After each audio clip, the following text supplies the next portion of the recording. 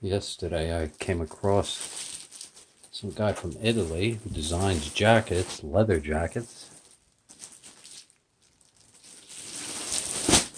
Look at that. That is a nice jacket. He didn't speak any English, so I had a translator.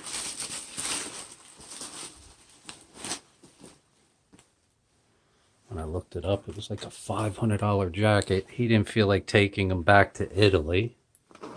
So luckily, I got him on the cheap. Nice liner. Ooh. That is nice.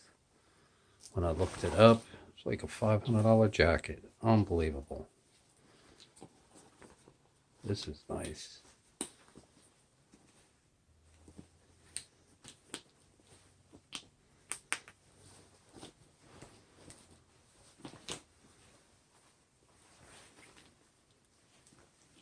Ooh, the collar comes off. I didn't even notice that till now. That is nice. Cool, right?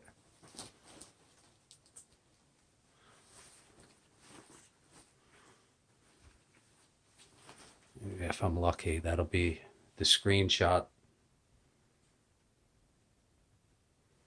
But he took a lighter and put the lighter and held the lighter to the leather to show how good the leather is.